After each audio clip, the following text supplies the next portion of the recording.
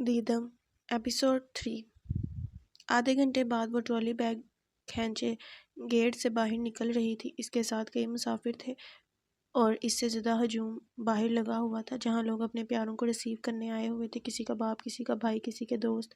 وہ چلتے چلتے درمیان میں رک گئی، ایک بیگ کمر پر پہنے دوسرے کو ہینڈل سے تھامے وہ ہر اس فرد کو دیکھنے لگی جو وہاں آیا ہوا تھا۔ ایک ایک کر کے ہر چیز دیکھا، ہر چہرہ دیکھا، بورڈز دیکھے، پھولوں والے پہ خصوصی نظر کی۔ سب اسے سرسری نظر سے دیکھ رہے تھے۔ پہلے تو وہ پرجوشی سے مسکرا رہی تھی، پھر کافی دیر بعد اسے کوئی نظر نہیں آیا تو مسکراہٹ مدھم ہونے لگی۔ ایک ایک کر کے لوگ اپنے پیاروں سے ملتے گئے، ہجوم ہٹتا گیا۔ 20-25 منٹ بعد وہاں گن کے کچھ لوگ رہ گئے تھے۔ کیا اسے کوئی لینے نہیں آیا تھا؟ اس نے تو فلائٹ کا وقت، جگہ سب بتا رکھا تھا۔ پھر یہی سوچتے ہوئے یہاں وہاں دیکھ رہی تھی جب یوں ہی ایک مسکین سے آدمی پر نظر گئی۔ وہ بورڈ کو ٹیڑھا کر کے پکڑے ہوئے تھا۔ اس نے آنکھیں چھوٹی کر کے اس بورڈ پر کچھ پڑھنا چاہا۔ بمشکل وہ گزارا پڑھ گئی۔ وہ اردو میں لکھا تھا اور غلط لکھا تھا۔ پھر اس نے آدمی کو دیکھا، سفید یونیفارم، سر پر نیوی والی کیپ، تھکن سے جمائیاں لے رہا تھا۔ وہ کون تھا؟ اس کا کوئی کزن تو نہیں لگ رہا تھا۔ وہ قدرے الجھتے ہوئے قریب آئی اور اس سوئے آدمی کے منہ کے آگے ہاتھ جھلایا۔ ہیلو، میں گزارا۔ آدمی جیسے سوئی چبھ کر اچھلا تھا۔ السلام علیکم میڈم۔ فوراً بہت ٹھیک کیا، ٹوپی درستی کی۔ وعلیکم السلام، تم کون؟ فیض دین، میں ڈرائیور شاہجہاں صاحب نے بھیجا ہے آپ کو لینے کے لیے۔ وہ جلدی جلدی بولا۔ اس کے اٹھے شانے ڈھیلے ہو گئے، سارے ارمانوں پر پانی پڑ گیا۔ آپ آئیں میرے ساتھ، یہ سامان مجھے دیں۔ ڈرائیور نے اس کے بیگ کی طرف ہاتھ بڑھایا جسے اس نے خود بخود چھوڑ دیا۔ تو اس نے ڈرائیور بھیجا تھا اسے لینے۔ وہ بری طرح مایوس ہوگی۔ شاہ خود کیوں نہیں آیا؟ وہ 15 سال بعد آئی تھی، اسے خود آنا چاہیے تھا۔ ایسی بھی کیا نارسائی؟ لوگ تو ماں کے ماں آنے والے رشتہ داروں کو بھی ٹولیوں کی صورت میں ریسیو کرنے جاتے ہیں۔ وہ تو پھر 15 سال بعد آ رہی تھی، اتنا لمبا عرصہ، پھر اکیلی بھی تھی۔ آج اتوار بھی تھا، یقیناً وہ گھر ہوگا۔ بے مروتی کی حد نہیں ہوگی کہ ایک ڈرائیور کو بھیج دیا۔ اس کے کزنوں کی فوج میں کسی کو اتنی زحمت نہیں ہوئی کہ ان میں سے کوئی آ جاتا۔ شیشہ نیچے تھا، گاڑی اسلام آباد کی کشادہ سڑکوں پر دوڑ رہی تھی۔ دونوں طرف سبزہ ہی سبزہ تھا، لیکن وہ اس قدر کر رہی تھی کہ باہر کے نظارے جو 15 سال میں اتنے بدل گئے تھے کہ پہچاننے نہیں جا رہے تھے، اس کا دل لبھا نہیں پا رہے تھے۔ نظریں تو سب ملاحظہ کر رہی تھیں، لیکن دل کی نگاہیں اندھی ہو گئی تھیں۔ اس کا موڈ بہت خراب ہو گیا تھا۔ کچھ دیر گاڑی چلی، پھر وہ ایسے علاقے میں داخل ہو گئی جس کے دونوں طرف فاصلے فاصلے سے شاہان شان اور پرآسائش حویلیاں بنی ہوئی تھیں۔ کچھ دیر اس کشادہ سڑک پر گاڑی چلتی رہی، پھر کچھ ہی فراٹوں کے بعد وہ ایک سیاہ سنہرے امتزاج کے گیٹ کے آگے رک گئی۔ ڈرائیور نے ہارن بجایا، کچھ تو کب سے گیٹ واہ ہوا، گاڑی زن سے اندر آ گئی۔ اب وہ ذرا جاگی تھی، اس نے پلٹ کر شیشے کے پار سے دور جاتے گیٹ کو دیکھا، پھر اس نے دائیں طرف نظر ڈالی، سر جھکا کر ونڈ سکرین سے آگے دیکھا۔ وہ کچھ جذبت کا شکار ہو گئی تھی۔ گاڑی رکی تو وہ حیران اتری اور اطراف میں نظر دوڑائی۔ یہ کون سا راستہ تھا جہاں سے وہ داخل ہوئی تھی؟ یہ دروازہ یہاں تو نہیں تھا۔ یہ تو اس نے اس سمت دیکھا جہاں 15 سال قبل یہ تھا، اور اب وہاں اونچی فصیل تھی اور برگد کے درخت تھے۔ یہ گیٹ یہاں تو نہیں تھا، اس نے خود کو کہتے سنا۔ جی میڈم، اس طرف نئی سڑک بنی تھی تو حویلی کا گیٹ 5 سال پہلے بڑے صاحب نے اس طرف نصب کروا دیا۔ ڈرائیور اس کا سامان ڈکی سے نکالتے ہوئے کہہ رہا تھا۔ پہلے گیٹ حویلی کے عین سامنے تھا، گاڑی سیدھ میں چلتی مرکزی دروازے تک آتی تھی، اور اب ذرا بائیں طرف سے ڈرائیور آگے چلا تو وہ بھی قدم اٹھاتے عقب میں چلنے لگی، گردن بار بار چاروں اور مڑ رہی تھی۔ حویلی کا رنگ روغن بدل گیا تھا، لون کی گھاس، پھول، پودے، اینٹیں، دیواروں کا رنگ بھی تبدیل ہو گیا تھا، یہاں تک کہ مرکزی دروازہ بھی۔ یہی تو وہ جگہ تھی جہاں سے ماں کی ڈولی کو لوگ کندھے پر اٹھا کر باہر نکلے تھے۔ وہ 5-10 سیکنڈ وہاں کھڑی رہی، پھر وہ اسے چھوتے ہوئے اندر آئی۔ اوپن لاؤنج ویسے ہی تھا جیسے 15 سال پہلے تھا، البتہ صوفے، سجاوٹیں، رنگ، قالین اور پوش بدل دیے گئے تھے۔ یوں لگ رہا تھا پہلے کی رنگا رنگی اب تھیم نے لے لی ہو، البتہ چیزیں جہاں تھیں وہیں تھیں، جگہ تبدیل نہیں کی گئی تھی۔ لاؤنج میں 3 خواتین صوفوں پر بیٹھی ہوئی تھیں اور 2 خواتین فرش پر، جن میں سے ایک صوفے پر بیٹھی باقاعدہ خاتون کی ٹانگیں دبا رہی تھی اور دوسری چائے بنا رہی تھی۔ لاؤنج کے فرش پر بیگ گھسیٹنے کی آواز سن کر وہ تینوں چونکیں، پھر ایک دم الرٹ ہو گئیں۔ ڈرائیور کے 10 قدم پیچھے ایک لڑکی بیگ پیک کی اسٹرپس میں کندھوں کے قریب انگلیاں پھنسائے چلی آ رہی تھی، بے دھیانی سے یہاں وہاں دیکھتی، جیسے کسی بہت پرانی آثار قدیمہ والی حویلی میں آ گئی ہو اور فن تعمیر کا جائزہ لے رہی ہو۔ وہ تینوں اسے دیکھنے لگی، بڑی ممانی طاہرہ، عائشہ اور چھوٹی ممانی روشنا۔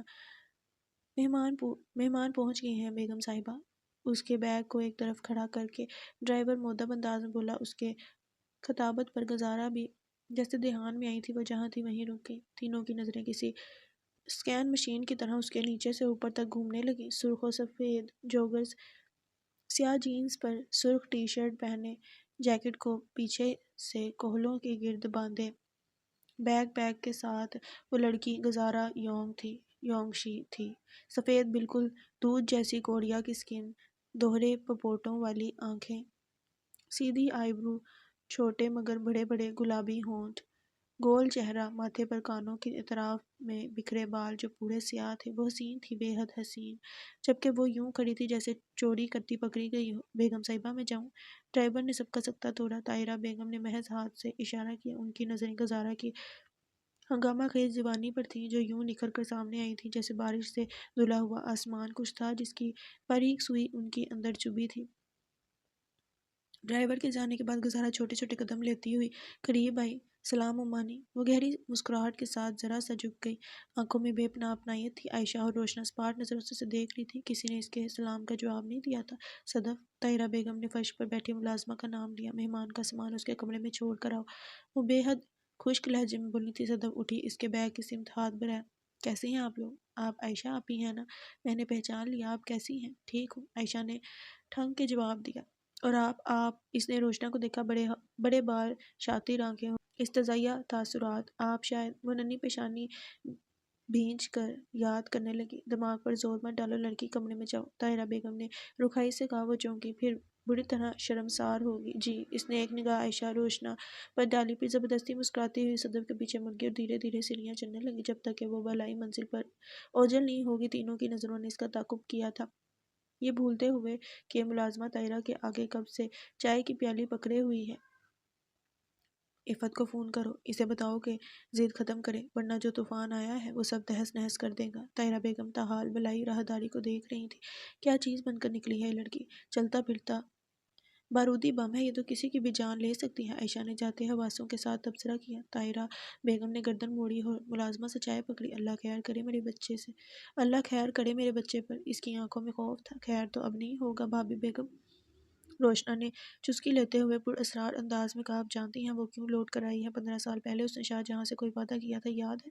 طاہرہ بیگم کی آنکھوں میں وہ منظر لہرایا تھا۔ بی جان، دادی بچوں کی منگنیوں کے معاملات طے کر رہی تھی، سب بڑے بی جان کے کمرے میں تھے، دروازہ بند تھا، جبکہ گزارا دروازے سے کان لگائے سن رہی تھی۔ کسی کو علم نہیں تھا اندر کیا کھچڑی پک رہی ہے سوائے گزارا کے۔ بی جان، شاہجہاں کا رشتہ ہمنا سے عالم شاہ کا، شاہجہاں کا بڑا بھائی تیسری ممانی کی بیٹی روبا سے، عمران ہمنا کا بڑا بھائی کا رشتہ تیسری ممانی کی بیٹی رابی سے، جو روبا کی جڑواں تھی، اور تیسری ممانی کے بیٹے سمیر کا رشتہ مرحا سے طے کرنے کی بات کرنی تھی۔ سب خاموشی سے سن رہے تھے، سب راضی بھی تھے۔ بی جان ابھی ہمنا اور شاہجہاں کی بات کر رہی تھی جب یکدم کمرے کا دروازہ کھلا اور گزارا کمر پر ہاتھ رکھے دندناتے ہوئے اندر آئی۔ شاہ صرف میرا ہے، اس سے میں شادی کروں گی، ہمنا نہیں، سمجھے آپ لوگ؟ وہ اتنی بے باکی سے بولے کہ سب نے ایک دوسرے کو شرم سے دیکھا، پھر اتنی ہی تیزی سے سب نے نظریں چرائیں۔ یہاں سے جاؤ بے شرم لڑکی، کوئی تمیز ہی نہیں ان خنزیر خوروں میں، بڑے ماں متلقی سے بولے۔ وہ نہیں گئی، البتہ 2 قدم اور قریب آئی۔ ابھی میں چھوٹی ہوں، لیکن میں جب 20 سال کی ہو جاؤں گی تب میں شاہ سے شادی کروں گی، وہ صرف میرے ہیں، آپ لوگ اس کی شادی کسی اور سے بالکل نہیں کریں گے۔ وہ سب کو ننھی انگلی دکھا کر وارن کر رہی تھی۔ بی جان ہکا بکا اس چھٹانگ بڑکی لڑکی کو دیکھ رہی تھی جس کے بالائی دانت ٹوٹ چکے تھے اور کھوکھلا منہ یوں لے کر کھڑی تھی جیسے کہیں کی تھانے دارنی ہو۔ طاہرہ بیگم اٹھی، تیزی سے اس کے پاس آئی اور اس کا بازو سے پکڑا۔ تم کہیں سے بھی چھوٹی نہیں ہو، وقت سے پہلے بڑی ہو گئی ہو، نکلو باہر۔ اس بازو سے گھسیٹتے ہوئے وہ باہر لائیں اور راہداری میں پھینک دیا۔ وہ منہ کے بل گری اور جو اس کا نچلا دانت ہل رہا تھا ادھر ہی ٹوٹ گیا۔ تم شاہجہاں سے شادی کرو گی؟ میں ایک چھنال کی بیٹی کو بہو بناؤں گی، ایک ایسی عورت کی بیٹی کو جو کافر سے شادی کر گئی تھی؟ نہ بی بی، اتنے بھی پھوٹے کرم نہیں میرے بیٹے کے، کم از کم جب تک میں زندہ ہوں تم اس کے ہواؤں میں بھی نہیں آؤ گی۔ وہ اس پر کرواہٹ ڈال کر پلٹی ہی تھی کہ روشنا کو پیچھے کھڑے پائے۔ وہ گزارا کو کراہت بھری نظروں سے دیکھ رہی تھی۔ یہ اسی لائق ہے، چھنال کی اولاد۔ وہ اس پر تھوک کے بولی۔ چلیں بھابی، وقت سے پہلے جوان ہو رہی ہے یہ۔ وہ طاہرہ بیگم کا ہاتھ تھامے آگے بڑھی جب پیچھے سے انہوں نے گزارا کی بلند بانگ آواز سنی۔ شاہ صرف میرا ہے، میں اس سے شادی کروں گی، میرا وعدہ ہے۔ دونوں نے پلٹ کر اسے دیکھا۔ وہ خون آلود منہ اور ٹھوڑی کے ساتھ ہاتھ پر ہاتھ رکھے خلفیہ انداز میں کہہ رہی تھی۔ آج بھی وہ واویلا، وہ سرخ خون اور وہ لڑکی طاہرہ بیگم کو یاد تھی۔ پیالی میں تیرتی چائے ٹھنڈی ہو گئی تھی، لیکن ان کی انا کی آگ نے شعلہ پکڑ لیا تھا۔ چھٹانگ بڑکی، وقت سے پہلے جوان ہونے والی لڑکی اب ایک نوخیزہ باقرا دوشیزہ تھی۔ وہ اپنا وعدہ پورا کرنے آئی ہے بھابی بیگم، اور اس بار وہ چھٹانگ بڑکی لڑکی نہیں ہے۔ روشنا نے دبی مگر سراسیمہ سرگوشی کی۔ طاہرہ بیگم کے اندیکھے رونگٹے کھڑے ہو رہے تھے۔ اس کو بالائی منزل پر بنا گیسٹ روم دیا گیا تھا، وہ کمرہ جو شاہجہاں سے کوسوں دور تھا۔ بنیادی ضرورت کی ہر چیز یہاں موجود تھی، لیکن وہ گرماہٹ جو گھر کے بندوں کے کمروں میں ہوتی ہے وہ نہیں تھی۔ وہ بس ایک ہوٹل کا کمرہ لگ رہا تھا۔ وہ جانتی تھی کہ اسے جان بوجھ کر یہ کمرہ دیا گیا ہے تاکہ وہ شاہجہاں کمرے تک جاتے ہوئے 20 اور کمروں کے سامنے سے گزری۔ یہ لوگ بھی نہ۔ بیگ سے کپڑے اور سامان نکالتے ہوئے اس نے سرد سانس لیے۔ کمچی اور 4 چٹنیاں، سوسیں، سب بحال تھا، کچھ ٹوٹا یا لیک نہیں تھا۔ اس نے صدف نامی ملازمہ کو یہ سامان جلد از جلد فریج میں رکھنے کو کہا اور پھر باقی سامان نکالنے لگی۔ کپڑوں کو الماری میں ٹانگا، جوتے رینک پر رکھے، میک اپ کا سامان، ڈریسنگ اور کتابیں وغیرہ اسٹڈی ٹیبل پر رکھی۔ کچھ موم بتیاں وہ لائی تھی، انہیں جلا کر سائڈ ٹیبل پر رکھ دیا۔ وہیں پر اپنا فون چارجر سے جوڑا، پھر وہ کھڑکی کی طرف آئی، پردے سرکائے، ہلکی ہلکی روشنی اندر آئی۔ سورج دوسری طرف نکلا ہوا تھا۔ کھڑکی کے آگے پچھلا لون تھا جہاں اب آم کا درخت نہیں تھا۔ اس کی نگاہ جیسے ہی اس خالی جگہ پر پڑی، اس نے بھونچکا کر ریلنگ کو پکڑ لیا، کئی بار پلکے جھپکی۔ کیا واقعی آم کا درخت نہیں تھا؟ اسے جیسے یقین نہ آیا۔ وہاں ایک مصنوعی جھولا تھا، بھروں کا جھولا، اور اس کے عین سامنے بڑا سا حوض تھا جس کی نیلی سطح میں پانی نیلا ہی لگ رہا تھا۔ آس پاس سرخ اینٹوں کا پختہ فرش تھا جہاں سن لانگر لگے ہوئے تھے۔ اس وقت وہ جگہ بالکل خالی تھی۔ کئی لمحوں تک وہاں گزارے لمحوں کو وہ یاد کرتی رہی، پھر اس نے لمبا سانس نکالا اور پردے برابر کر دیا۔ باقی سب سے بھی ملنا چاہتی تھی، لیکن وہ جانتی تھی کہ اتوار ہے، کوئی بھی 12 بجے سے پہلے نہیں اٹھے گا، اس لیے اسے یہ چند گھنٹے خود بھی آرام کرنا چاہیے۔ صبح 9 بجے کا وقت تھا، وہ 11:30 گھنٹے ہوا میں تھی، جسم مسلسل ایک پوزیشن میں ہونے کے سبب ٹوٹ رہا تھا۔ اس نے شاور لیا، ڈھیلی سی ٹی شرٹ، ڈھیلا سا ٹراؤزر پہنا، پھر بستر پر گھس گئی۔ موم بتیوں کی بھینی بھینی خوشبو سے کمرے کی اجنبیت دور ہو گئی تھی۔ اب وہ اسی کا کوئی حصہ لگ رہا تھا۔ کچھ دیر کمبل میں سانس لینے کے بعد وہ سو چکی تھی۔ اس کی آنکھ شور سے کھلی، مختلف مردوں، بچوں وغیرہ کا شور۔ بستر پر لیٹے لیٹے اس نے وال کلاک پر نگاہ ڈالی۔ شام کے 5 بج رہے تھے، وہ 8 گھنٹے تک سو رہی تھی۔ اس نے جلدی سے کمبل پھینکا اور باہر نکلی۔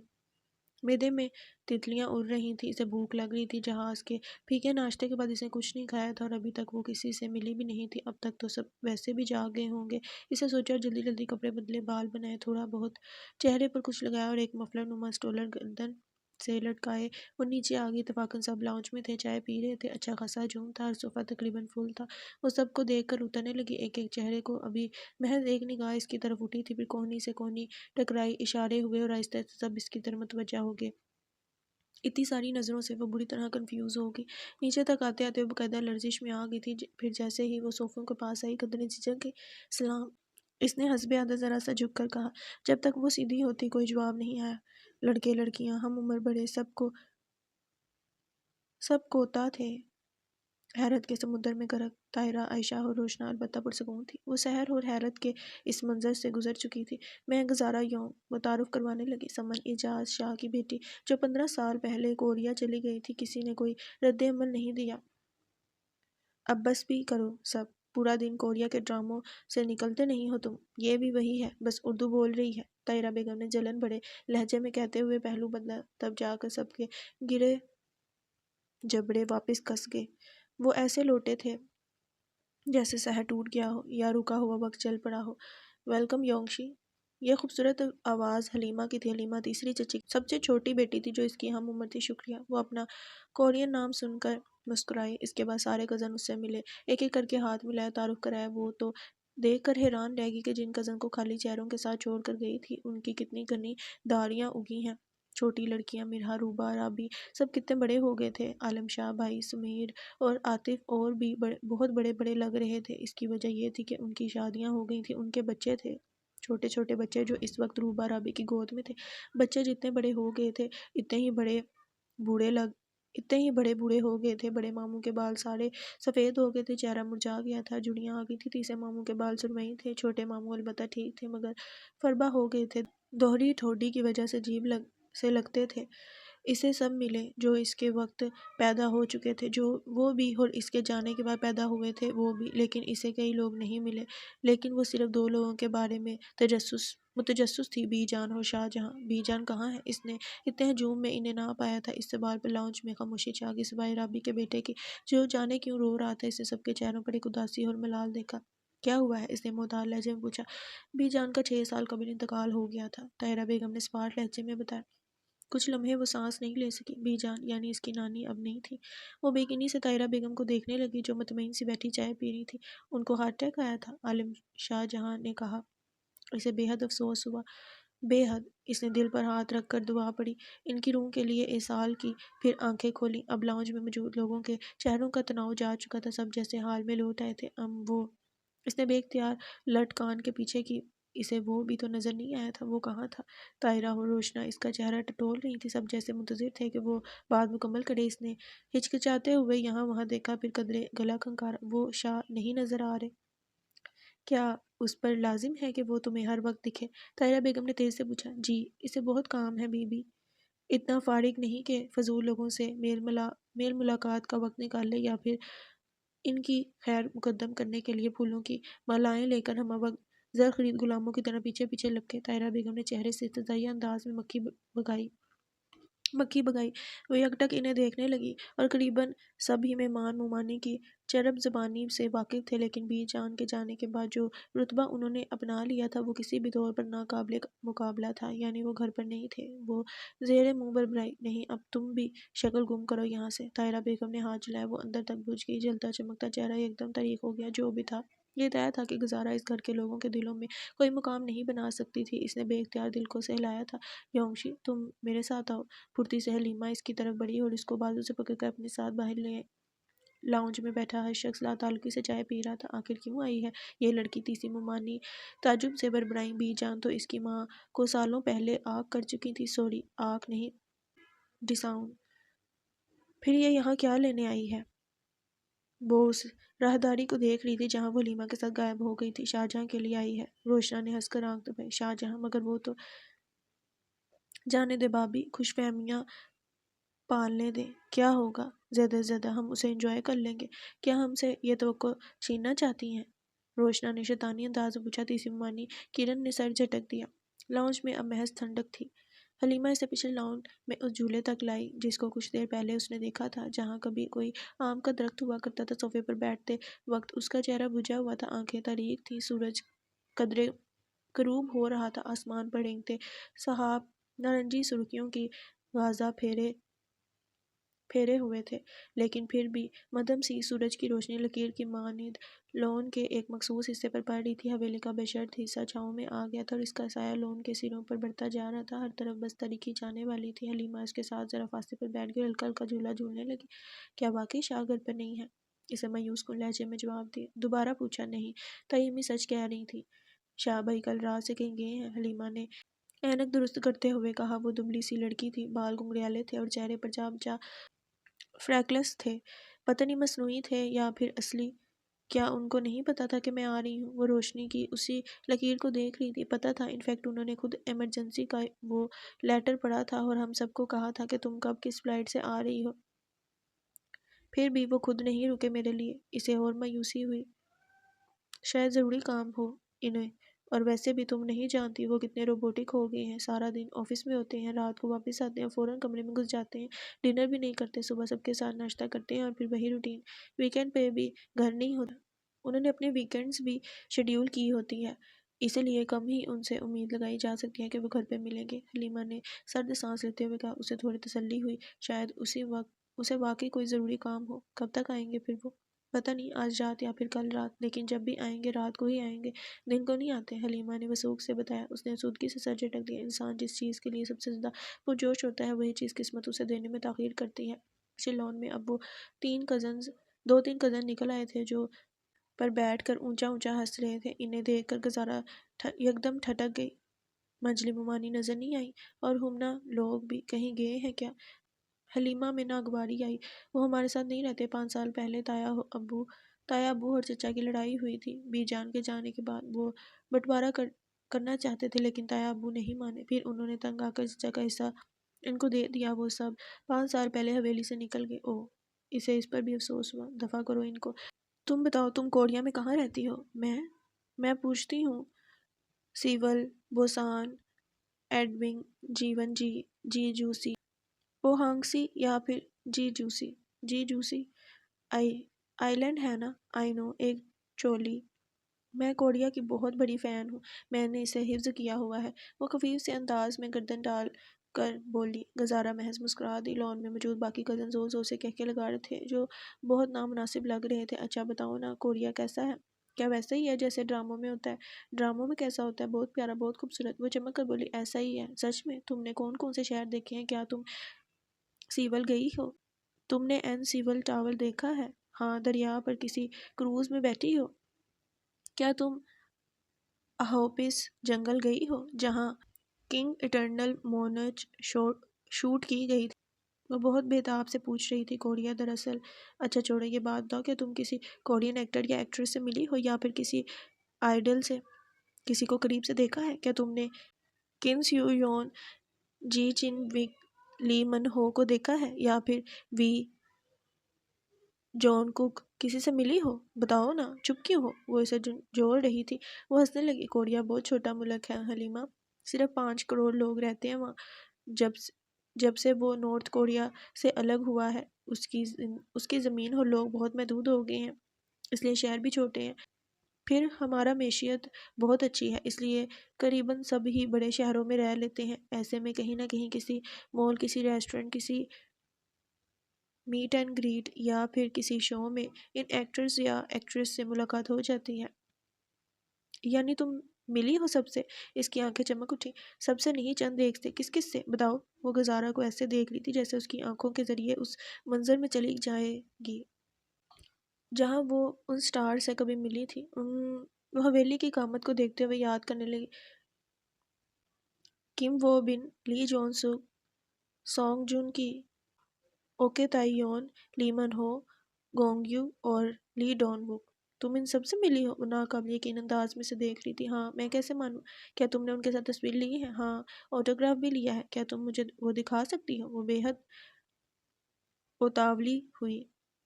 ابھی نہیں، ابھی سارا سامان نہیں کھولا، جب کھولوں گی تو مجھے فوراً دکھانی ہے، ٹھیک ہے؟ اس نے حکم سا دیا تھا۔ ٹھیک ہے۔ وہ مدھم سا مسکرائی اور پیر گھاس سے اٹھا کر جھولا لینے لگی۔ آسمان سے سرخی غائب ہو گئی تھی، اب نیلگوں اندھیرا اتر رہا تھا۔ لون سے وہ والے کزن چلے گئے تھے، صرف مالی بابا تھے جو سن لونگرز کو اندر لے کر جا رہے تھے۔ کیا تم کسی آئیڈیل سے ملی ہو؟ حلیمہ نے پھر پوچھا۔ ہاں، بلیک پنک کی ساری لڑکیوں سے ملی ہوں اور بی ٹی ایس میں وی کی بہت بڑی فین ہوں۔ میں نے اپنا پورا کمرہ اس کے پوسٹر سے سجایا ہے۔ میرے پاس اس کے ہر سولو گانے اور گروپ کے گانوں کی سی ڈی ہیں۔ میرے پاس سب کچھ ہی بی ٹی ایس پرنٹ کا ہے، یہ دیکھو۔ اس نے اپنی شرٹ کی طرف اشارہ کیا جس پر بی ٹی ایس کے 7 لڑکوں کی سفیدی والی تصویر چسپاں تھی۔ گزارہ نے اس کی مداحیت کو سراہتے ہوئے سر ہلایا۔ میں ان سب سے ملی ہوں۔ انہوں نے سیول میں مین گریٹ رکھی تھی، وہیں پر سب سے ملاقات ہوئی۔ سچی؟ او مائی گاڈ، کیسے لگتے ہیں وہ قریب سے؟ تم نے کتنا قریب سے دیکھا ہے؟ 1 فٹ کا فاصلہ ہوگا۔ وہ میز کی دوسری طرف تھے، میں دوسری طرف۔ تم نے دیکھا تو ہوگا ان کی میٹ اینڈ گریٹ کو۔ بس ویسے ہی کوریا کے پاپ سٹارز اس طرز کی ملاقات صرف کورین شہریوں کے ساتھ کرتے ہیں، باقی کسی کے ساتھ نہیں۔ کیسے لگتے ہیں؟ اس نے سوال کا بقیہ حصہ دہرایا۔ اوہ، اچھے ہیں، بہتر ہیں۔ اس نے ملا جلا تبصرہ کیا۔ کیا مطلب اچھے ہیں؟ کیا تمہیں اچھے نہیں لگے تھے؟ اسے جیسے غصہ آیا۔ بھلا جونگکوک اور وی کسی کو برے لگ سکتے ہیں؟ نہیں، میرا مطلب وہ چارم نہیں ان میں جو…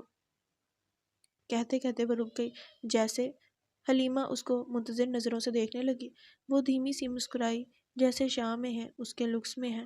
حلیمہ رج کے بدمزہ ہوئی۔ کم آن، کہاں شاہ جہاں بھائی اور کہاں کم تھائی یونگ وی؟ ارے، گزارہ نے انتباہیہ انداز میں گھورا۔ اگر چاہتی ہو کہ میں تمہیں ان کے آٹوگراف اور تصویریں دکھاؤں تو شاہ کے بارے میں کوئی غلط تبصرہ نہیں کرنا۔ وہ جیسے ہیں ان جیسا کوئی نہیں، سمجھی؟ اگر وہ مذاق کرتی تو حلیمہ اسے مزید چھیڑ دیتی، لیکن وہ مذاق نہیں کر رہی تھی، وہ خطرناک حد تک سنجیدہ تھی۔ بے ساختہ حلیمہ نے سر ہلایا۔ شاہ سے نہ ملنے کی وجہ سے اس کی جاگتی بھوک سو گئی تھی۔ پھر حلیمہ کے بے چین اور بے در پہ سوالات نے اسے بلا دیا کہ وہ کچھ کھانے نیچے آئی تھی۔ اب یوں ہی بے وقت کچھ کھانے کو نہیں مانگ سکتی تھی، اس لیے اس نے ڈنر کا انتظار کیا جو 8:30 بجے لگ گیا تھا۔